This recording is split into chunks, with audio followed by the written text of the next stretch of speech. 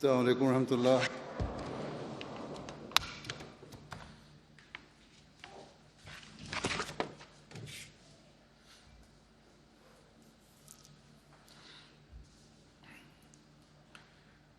أشهد أن لا إله إلا الله وحده لا شريك له وأشهد أن محمدا عبده ورسوله أما بعد فأعوذ بالله من الشيطان الرجيم بسم الله الرحمن الرحيم الحمد لله رب العالمين الرحمن الرحيم مالك يوم الدين إياك نعبد وإياك نستعين اهدنا الصراط المستقيم صراط الذين أنعمت عليهم غير المغضوب عليهم ولا الضالين۔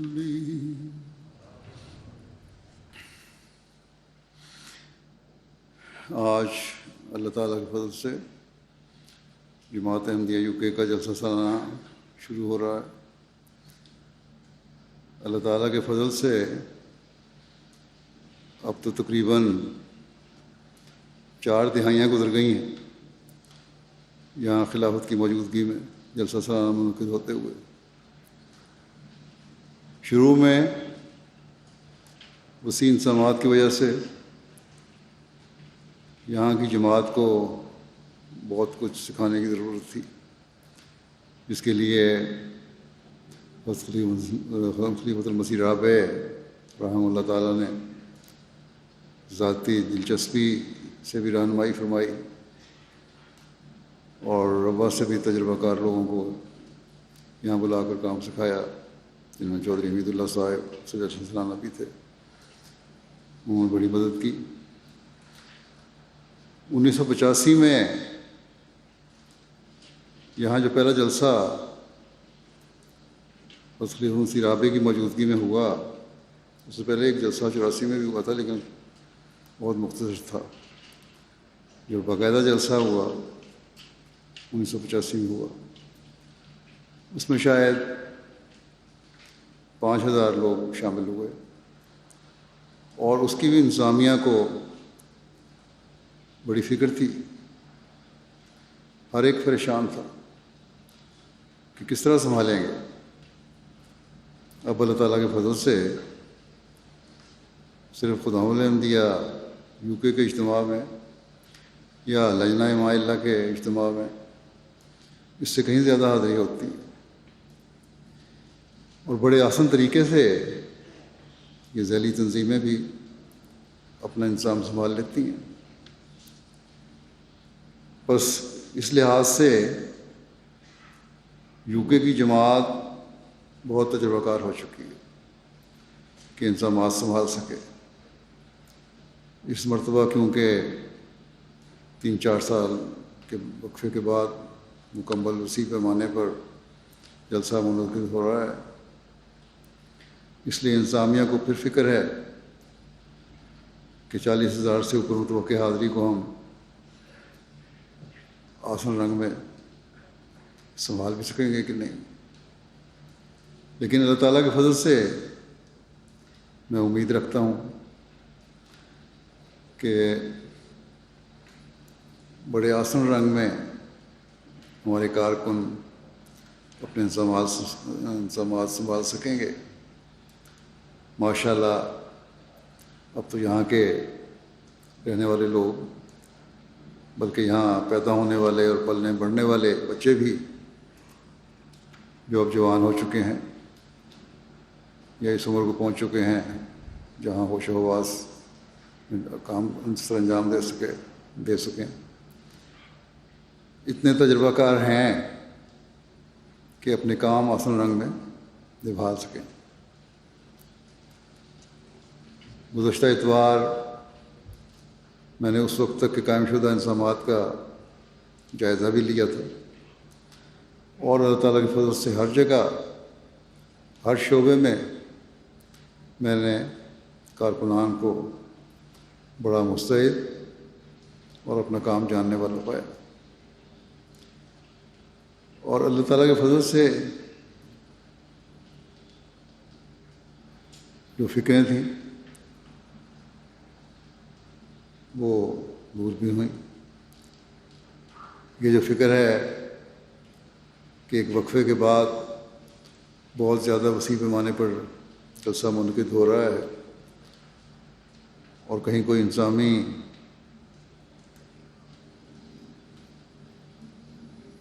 کمیاں ظاہر نہ ہوں، اللہ تعالیٰ بھی انشاءاللہ تعالیٰ ان فکروں کو، انتظامیہ کی ان فکروں کو دور فرما دے گا، بشرطے کہ ہم اللہ تعالیٰ کے فضلوں کو جذب کرنے کی طرف ہر وقت متوجہ رہیں۔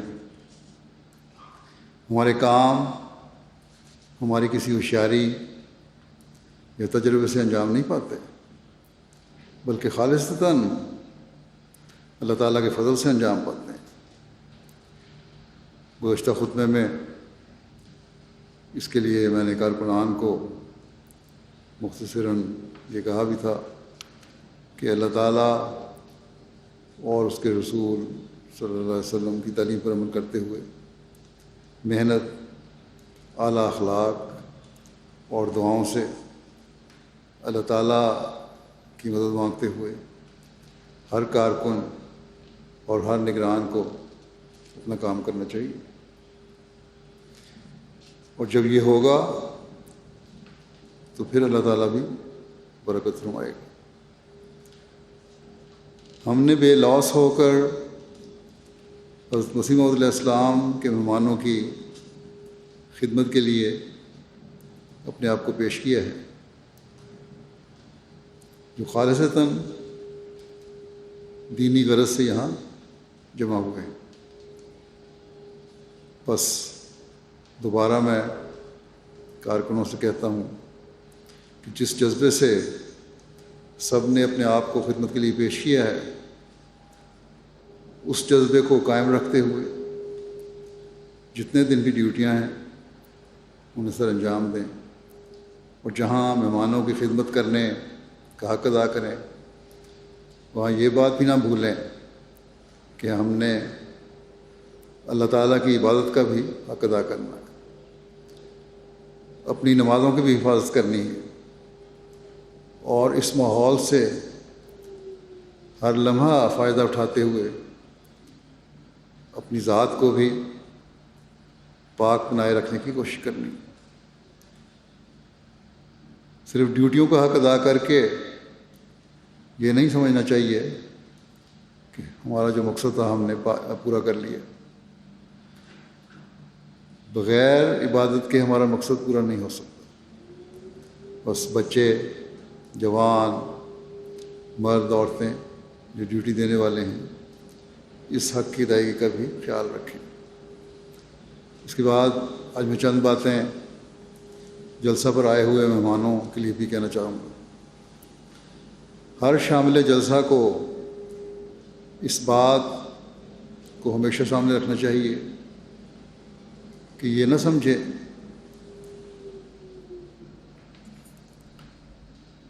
کہ باتیں جو میں کہنے لگا ہوں یہ روایتاً کہہ رہا ہوں اور میں نے کہہ دیا اور آپ نے سن لیا، بس اتنا کافی ہے، نہیں، بلکہ اس پر عمل کرنے کی ضرورت ہے۔ سب سے پہلی اور اہم بات تو یہ ہے کہ سب لوگ جو یہاں جلسہ میں شامل ہونے کے لیے آئے ہیں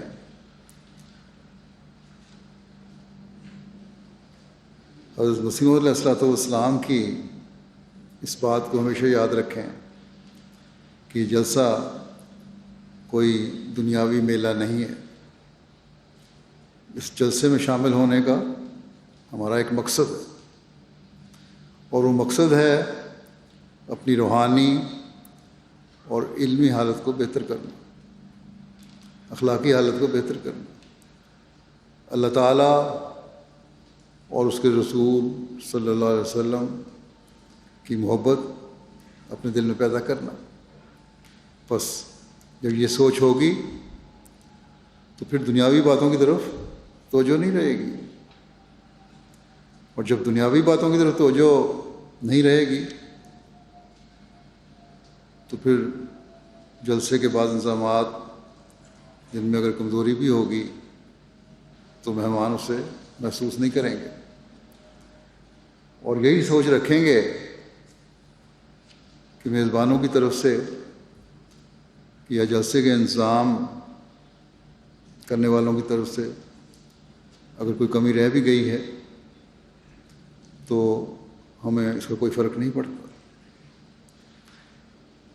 ہمارا مقصد تو اپنی روحانی اور علمی حالتوں کو بہتر کرنا ہے، اور وہ ہم جلسہ کی کارروائی اور تقاریر سے فائدہ اٹھا کر کر سکتے ہیں۔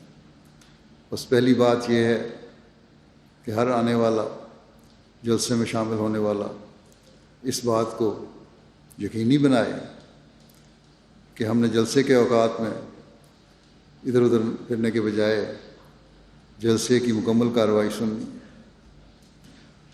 اور جلسے کے باقاعدہ پروگراموں کے درمیان جو وقفہ ہے، جو کھانے اور نماز یا دوستوں سے ملنے ملانے کے لیے بھی ہوتا ہے، اسے بھی بہتر رنگ میں استعمال کرنا ہے۔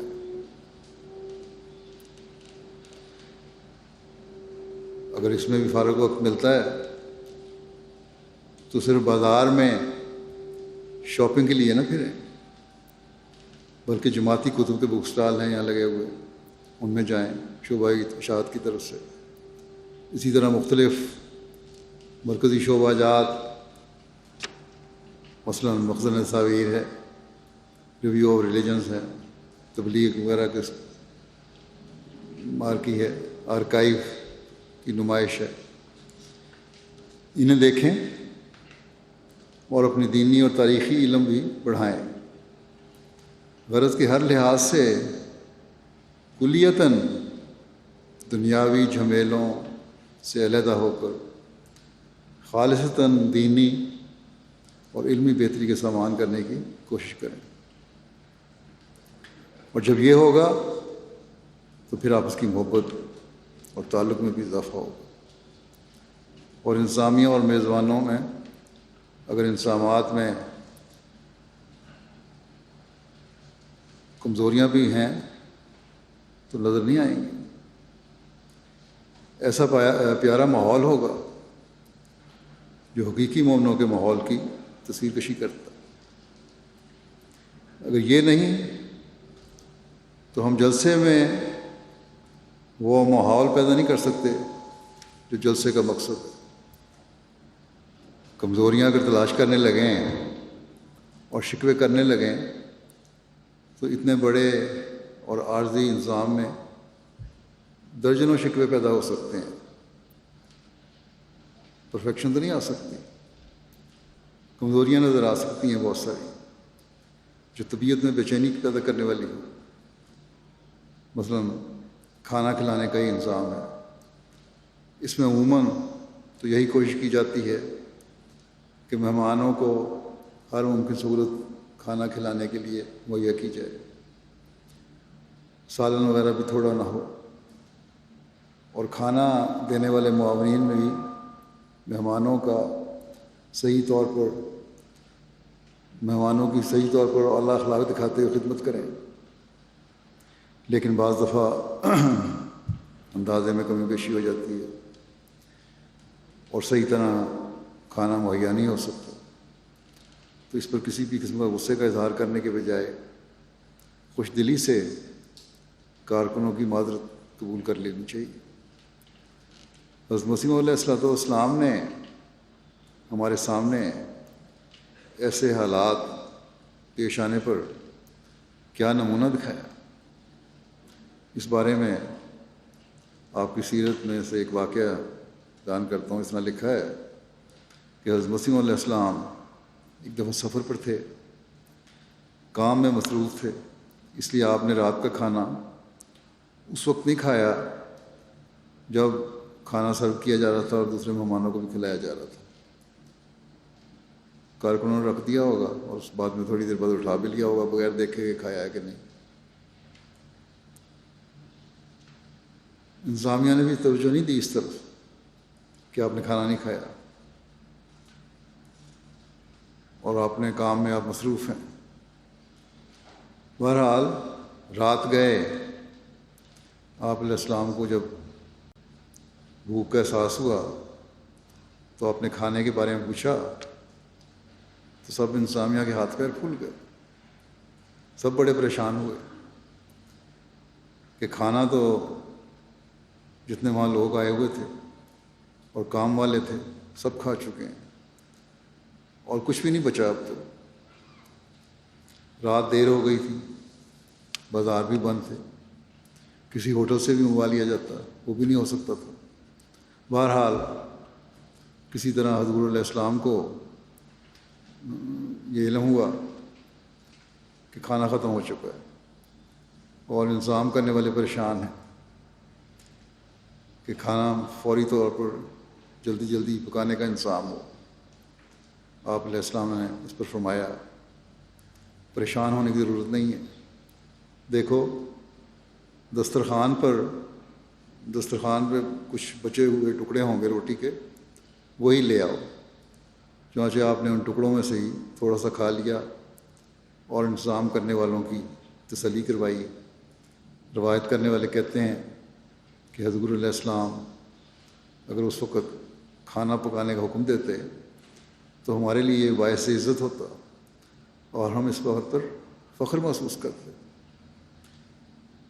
یہ خدمت کا موقع ملا ہے اور اس میں برکت تھی، لیکن آپ نے ہماری تکلیف کا احساس کرتے ہوئے روک دیا کہ کوئی ضرورت نہیں ہے.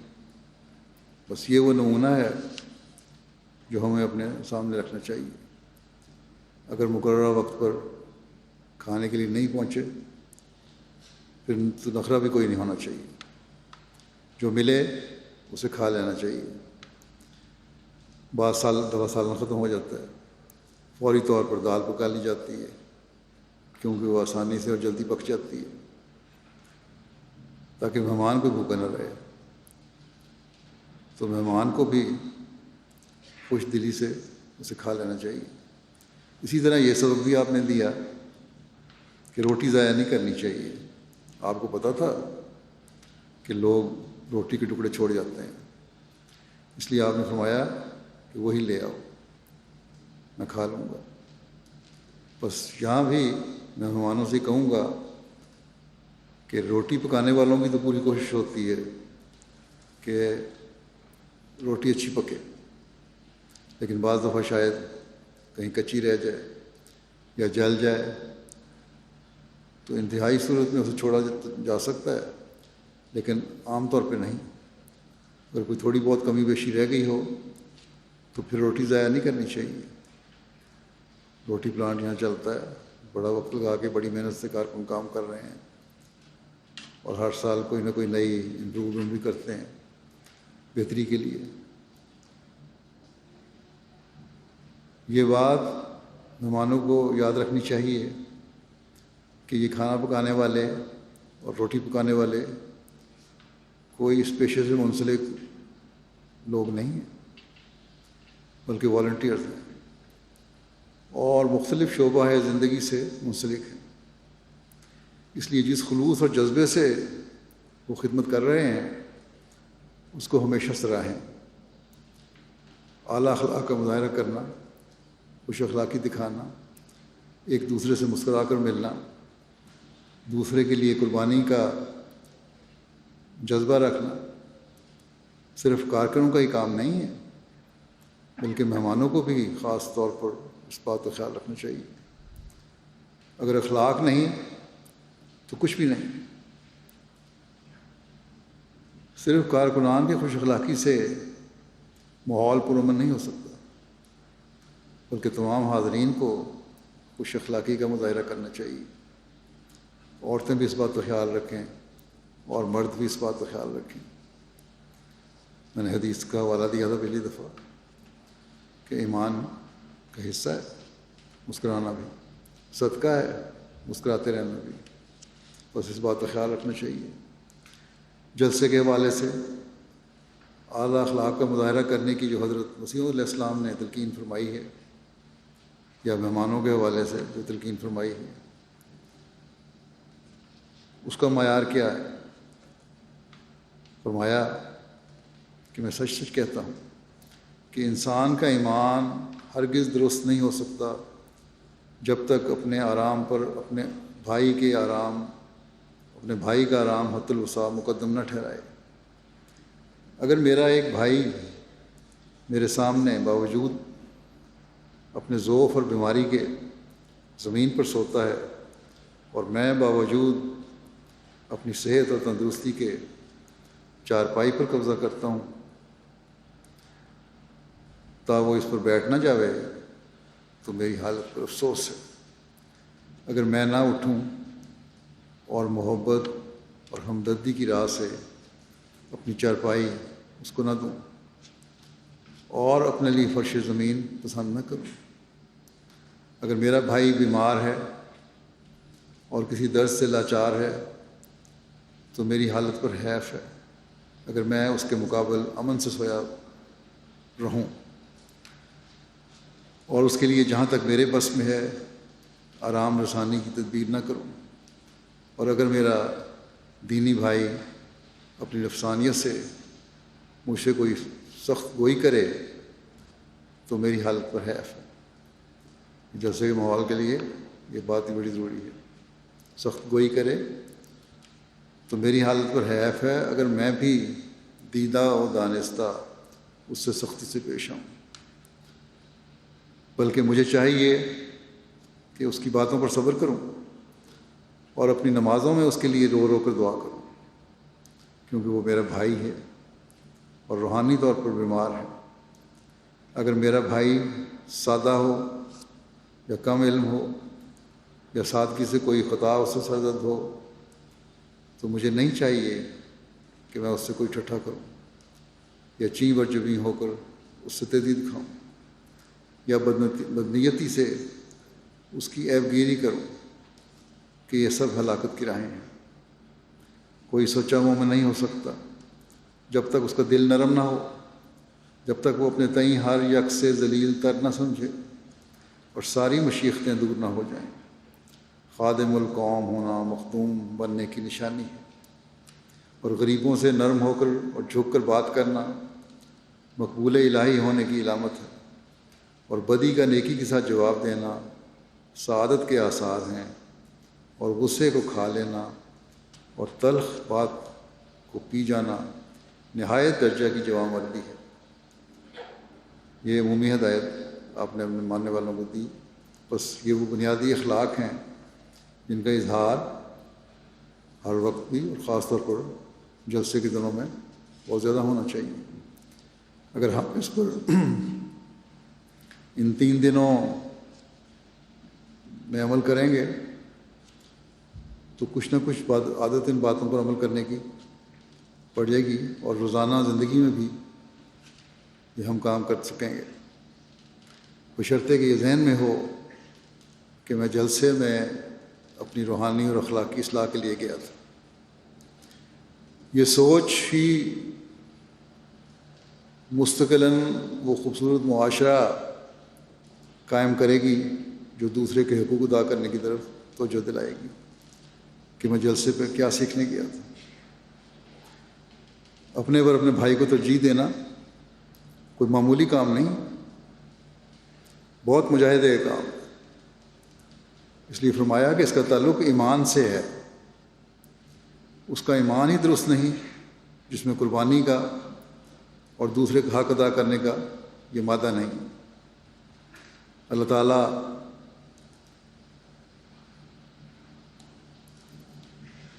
بڑے انعاموں کا مستحق معمولی باتوں پر نہیں بنا دیتا، بلکہ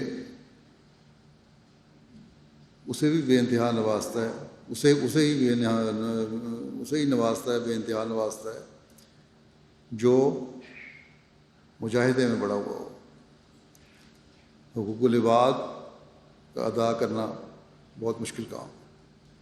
اس لیے حضرت مسیح علیہ الصلوۃ والسلام ایک جگہ فرماتے ہیں کہ حقوق اللہ تو بعض دفعہ ادا ہو جاتے ہیں، لیکن حقوق العباد کی ادائیگی بہت مشکل کام ہے۔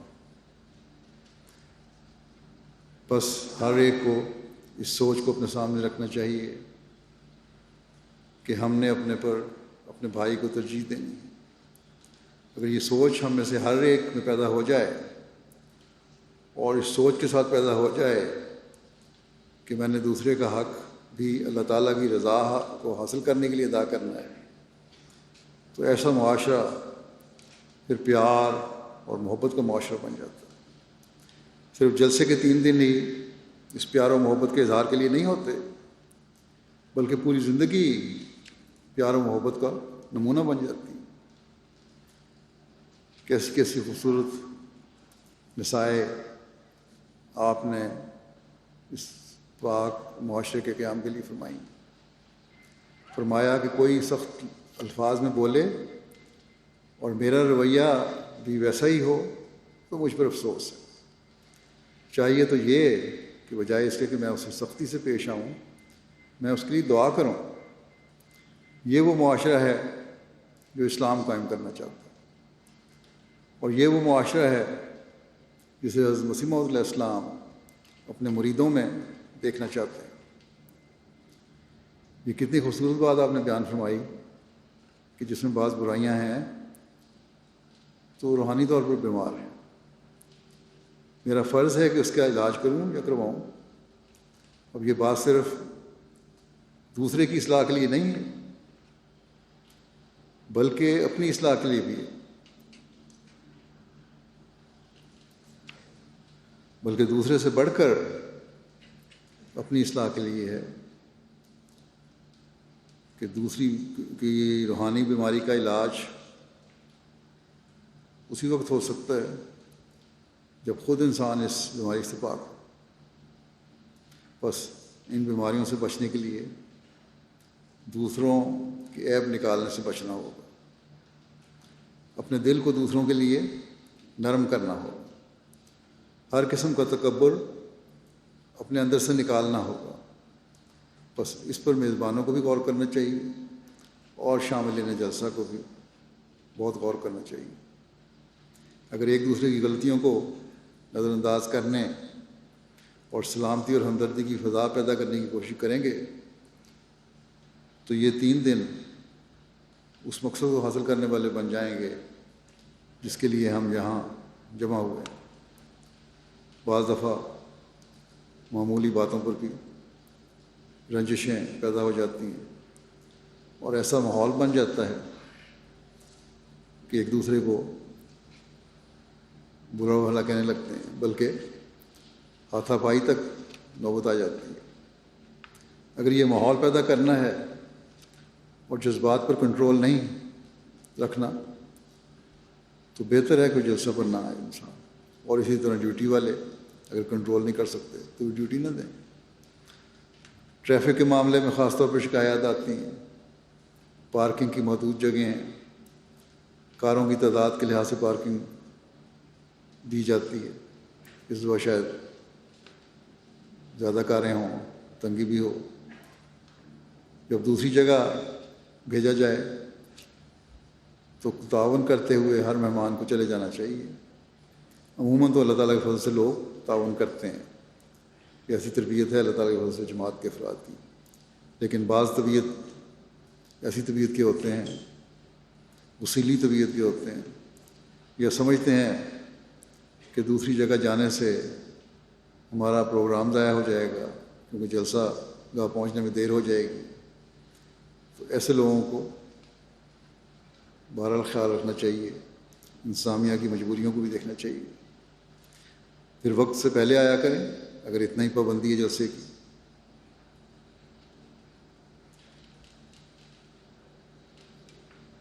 اور ڈیوٹی والے جو ہیں وہ بھی ایسے لوگوں سے الجھنے کے بجائے پیار سے انہیں سمجھائیں۔ اللہ تعالیٰ کرے کہ آپس کے سخت رویوں کی ایک مثال بھی ہمارے سامنے نہ آئے۔ اللہ تعالیٰ مہمانوں کو بھی توفیق دے کہ وہ کسی بھی شعبے کے کارکن کو کسی بھی قسم کے ابتلا میں نہ ڈالیں، اور کارکنان کے حوصلے کو بھی اللہ تعالیٰ بڑھائے۔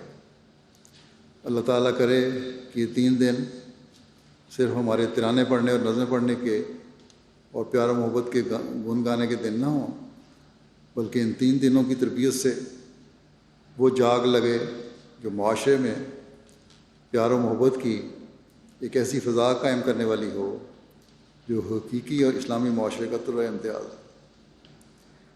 حضرت مسیح علیہ السلام نے بار بار مختلف مواقع پر ہمیں ایسی پاکیزہ سوچیں رکھنے کی طرف توجہ دلائی جس میں صرف نیکی اور پاکیزگی ہو۔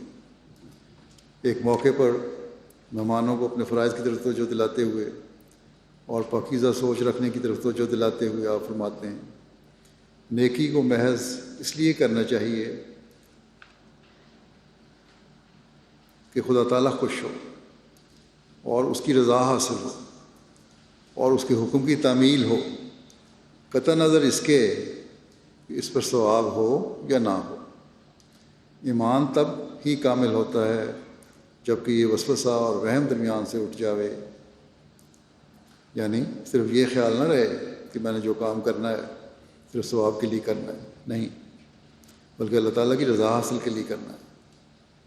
فرمایا اگرچہ یہ سچ ہے کہ خدا تعالیٰ کسی کی نیکی کو ضائع نہیں کرتا، ان اللہ لا یضیع اجر المحسنین، اللہ احسان کرنے والوں کو اجر ہرگز ضائع نہیں کرتا، مگر نیکی کرنے والے کو اجر مد نظر نہیں رکھنا چاہیے۔ دیکھو اگر کوئی مہمان یہاں محض اس لیے آتا ہے کہ وہاں آرام ملے گا، ٹھنڈے شربت ملیں گے یا تکلف کے کھانے ملیں گے، تو وہ گویا ان اشیاء کے لیے آتا ہے، حالانکہ خود میزبان کا فرض ہوتا ہے کہ وہ حت المقدور ان کی مہمان نوازی میں کوئی کمی نہ کرے اور اس کو آرام پہنچاوے، اور وہ پہنچاتا ہے، لیکن مہمان کا خود ایسا خیال کرنا اس کے لیے نقصان کا موجب ہے۔ بس یہ وہ سوچ ہے اس کو ہر مہمان کو سامنے رکھنا چاہیے۔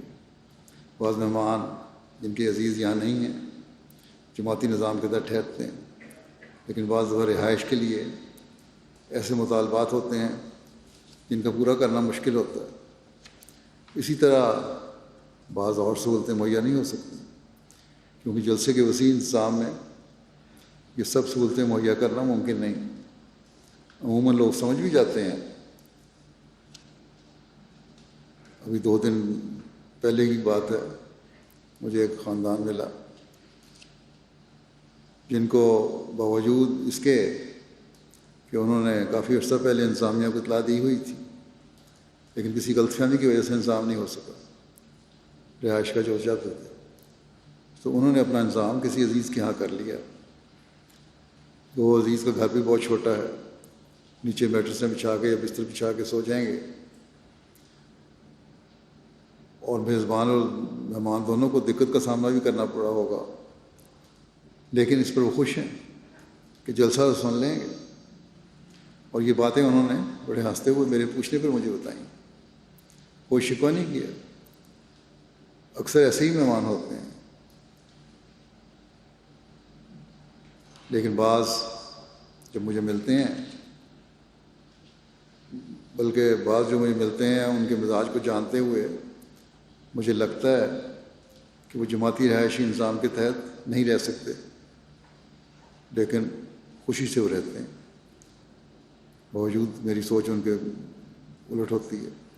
خیال یہی ہوتا ہے کہ شاید نہ رہ سکیں، لیکن وہ رہتے ہیں خوشی سے، اور اکثریت ایسوں کی ہے۔ لیکن بعض ایسے بھی ہوتے ہیں جن کو بہت زیادہ شکوہ بھی ہوتا ہے۔ اگر خوش دلی سے اللہ تعالیٰ کی رضا کی خاطر یہ دن گزار لیں تو اللہ تعالیٰ اور رنگ میں نواز دیتا ہے۔ اب یہاں بھی اب جو ان کی رہائش گاہیں تھیں، ٹینٹ تھے یا اجتماعی قیام گاہیں تھیں، میرا خیال ہے زیادہ لوگوں کی وجہ سے پوری ہو گئی ہیں، تو ہو سکتا ہے کہ ایسا انتظام کرنا پڑے جہاں دقت ہو، تو اس انتظام کو بھی خوشی سے برداشت کر لینا چاہیے مہمانوں کو۔ بہرحال میزبان کا یہ فرض ہے، جیسا کہ حضرت مسیح علیہ السلام نے فرمایا کہ حتی المقدور مہمان کو آرام پہنچائے، اور مہمانوں کو بھی معمولی تکلیفوں کو برداشت کرنے کا بہترین اجر اللہ تعالیٰ عطا فرمائے، اس کو بھی ان کو سامنے رکھنا چاہیے اور اللہ تعالیٰ سے حاصل کرنے کی کوشش کرنی چاہیے۔ معاشرے میں امن اور سلامتی سے رہنے، امن اور سلامتی کی فضا پیدا کرنے اور امن اور سلامتی پھیلانے کے لیے حضرت صلی اللہ علیہ وسلم نے کیا نصیحت فرمائی۔ ایک دفعہ ایک شخص حضرت صلی اللہ علیہ وسلم کی خدمت میں حاضر ہوا اور عرض کیا، یا رسول اللہ صلی اللہ علیہ وسلم، کون سا اسلام سب سے بہتر ہے؟ آپ صلی اللہ علیہ وسلم نے جواب دیا، ضرورت مندوں کو کھانا کھلاؤ اور ہر اس شخص جسے تم جانتے ہو یا نہیں جانتے سلام کو۔ معاشرے میں محبت اور بھائی چارہ پیدا کرنے اور امن و سلامتی قائم کرنے کے لیے یہ وہ خوبصورت اصول ہے جسے اگر اپنا لیا جائے تو ایک امن اور سلامتی پھیلانے والا معاشرہ قائم ہو جاتا ہے۔ دنیا میں بہت سے فساد اس لیے ہیں کہ غریب تر ہو رہا ہے۔ آج بھی کروڑوں لوگ ہیں جن کو 2 وقت کی روٹی بھی نہیں ملتی، اگر روٹی کھائیں تو رہائش نہیں ہے۔ یہاں اس ملک میں یہ جو امیر ملک کہلاتے ہیں، ان میں بھی ایسی باتیں ہیں، یہاں بھی یو کے میں بھی، جسے امیر ملک کہا جاتا ہے، گویا وہ عمارت نہیں رہی ان کی حالت کی، لیکن بہت سو سے بہتر ہیں۔ ہزاروں لوگ اور بچے سڑکوں پر پڑے ہیں کہ مہنگائی کی وجہ سے روٹی بھی صحیح طرح میسر نہیں اور رہائش بھی میسر نہیں۔ تو اسلام کی یہ بنیادی تعلیم ہے کہ بھوکے کو کھانا کھلاؤ۔ کاش کہ مسلمان اس اصول کو سمجھیں اور ان کے حکمران اپنی رعایا کے حق ادا کرنے والے بنیں اور صرف اپنے خزانے نہ بھرتے رہیں بلکہ غریبوں اور ضرورت مندوں کی ضرورت پوری کر کے معاشرے سے بے چینی اور ظلم کو دور کریں۔ آج کل کی یہ بے چینی بھی بہت ساری اسی وجہ سے پھیلی ہوئی ہے۔ پھر فرمایا کہ اسلام کو، بہرحال یہ تو ضمن میں نے بات کی، اپنے معاشرے میں رواج دینے کے لیے اسلام کی تلقین فرمائی آپ نے۔ سلام کہنا صرف منہ سے بول دینا ہی نہیں، بلکہ جب انسان دل سے سلام کہتا ہے تو پھر سلامتی پہنچانے پھیلانے کی سوچ بھی رکھتا ہے، ایک دوسرے کے لیے نیک جذبات بھی رکھتا ہے، اس کی تکلیفوں کو دور کرنے کی کوشش اور دعا بھی کرتا ہے۔ بس ان دنوں میں ہر احمدی کو یہاں سلامتی کا پیغام کو پھیلانے،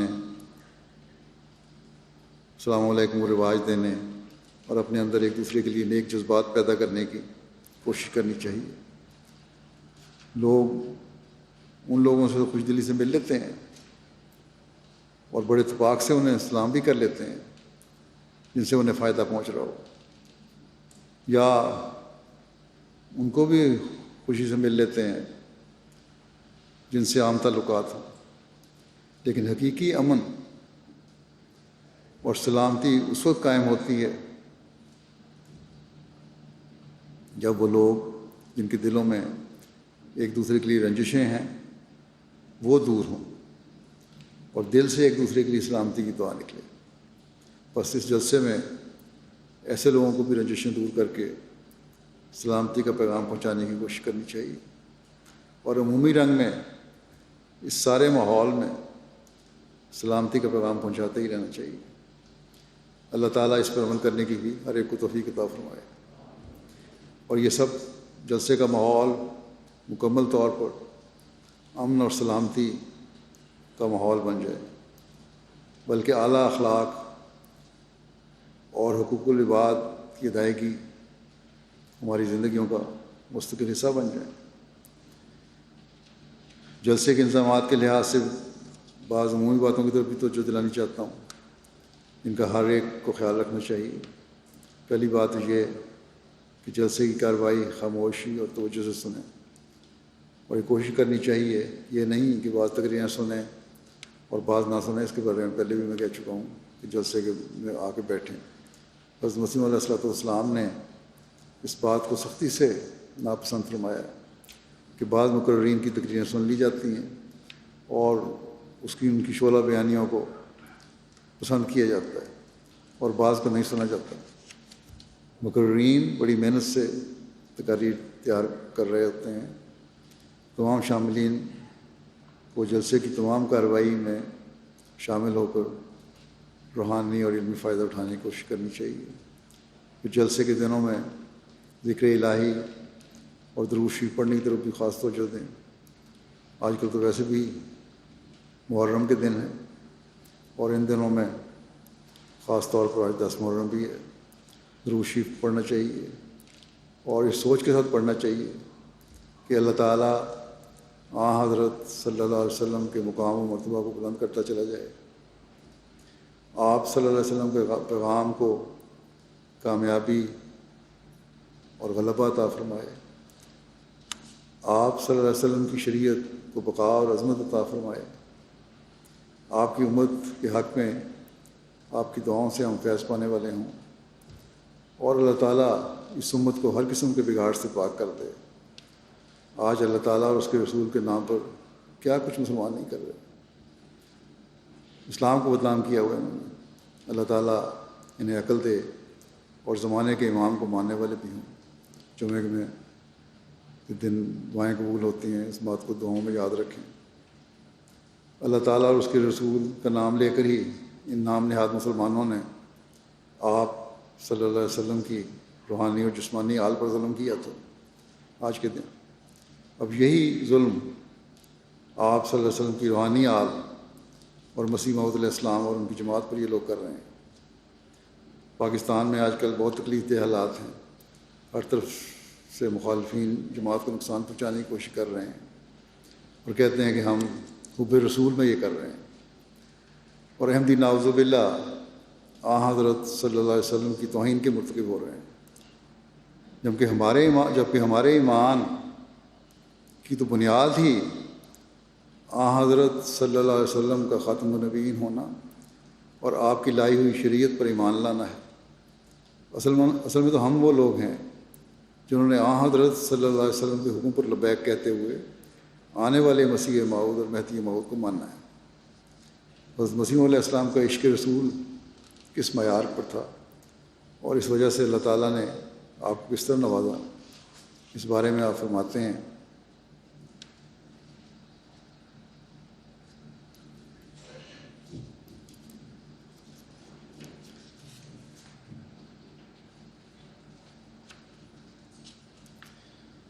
کہ ایک مرتبہ ایسا اتفاق ہوا کہ درود شریف کے پڑھنے میں، یعنی حضرت صلی اللہ علیہ وسلم کو درود بھیجنے میں ایک زمانہ تک مجھے بہت استغراق رہا۔ میرا یقین تھا کہ خدا تعالیٰ کی راہیں نہایت دقیق راہیں ہیں، وہ بجز وسیلہ نبی کریم صلی اللہ علیہ وسلم کے نہیں مل سکتی، جیسا کہ خدا بھی فرماتا ہے وابتغوا الیہ الوسیلہ۔ تب ایک مدت کے بعد کشفی حالت میں نے دیکھا کہ 2 سکے یعنی ماشکی آئے پانی بھر لے کے آنے والے، اور ایک اندرونی راستے سے اور ایک بیرونی راستے سے میرے گھر میں داخل ہوئے، اور ان کے کاندھوں پر نور کی مشقیں، پانی نہیں بلکہ نور کی مشقیں لیے ہوئے ہیں، اور کہتے ہیں ھذا بما صلیت علی محمد صلی اللہ علیہ وسلم، یعنی یہ سب انعام نور کا اس لیے ہے کہ تم محمد رسول اللہ صلی اللہ علیہ وسلم پر درود بھیج رہے ہو۔ تو یہ آپ کے عشق کی حالت تھی، اور اس طرح اللہ تعالیٰ نے آپ کو نوازا تھا۔ بس آپ نے بے شمار جگہ اس بات کا اظہار فرمایا ہے کہ میں نے جو کچھ پایا حضرت صلی اللہ علیہ وسلم کے وسیلے سے اور آپ پر درود بھیجنے سے اور آپ کے عشق میں فنا ہونے سے پایا۔ بس مجھے تم کس طرح حضرت محمد رسول اللہ صلی اللہ علیہ وسلم سے جدا سمجھتے ہو؟ بہرحال ان دنوں میں ذکر الہی کے ساتھ خاص طور پر درود کی طرف بھی بہت توجہ رکھیں. اللہ تعالیٰ جلد تر ان برکات کا تمام دنیا میں پھیلا دے جن کا وعدہ اللہ تعالیٰ نے حضرت صلی اللہ علیہ وسلم سے فرمایا ہے.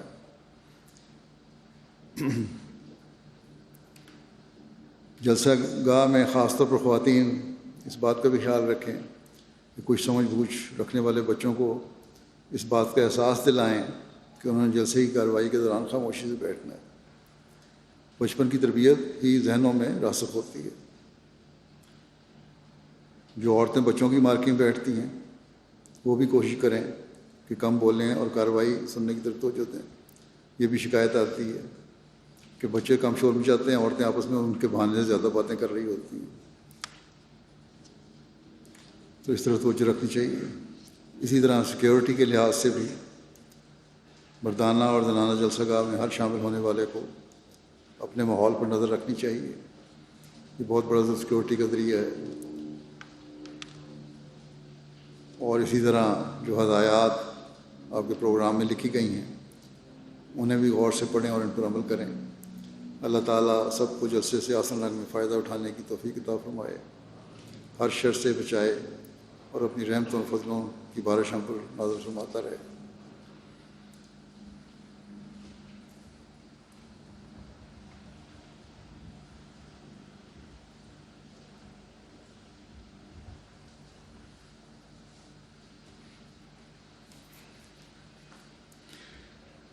الحمد لله نحمده ونستعينه ونستغفره ونؤمن به ونتوكل عليه ونعوذ بالله من شرور أنفسنا ومن سيئات أعمالنا. من يهده الله فلا مضل له ومن يضلل فلا هادي له. ونشهد أن لا إله إلا الله ونشهد أن محمدا عبده ورسوله. عباد الله رحمكم الله، إن الله يأمر بالعدل والإحسان وإيتاء ذي القربى وينهى عن الفحشاء والمنكر والبغي يعظكم لعلكم تذكرون. اذكروا الله يذكركم وادعوه يستجب لكم ولذكر الله أكبر.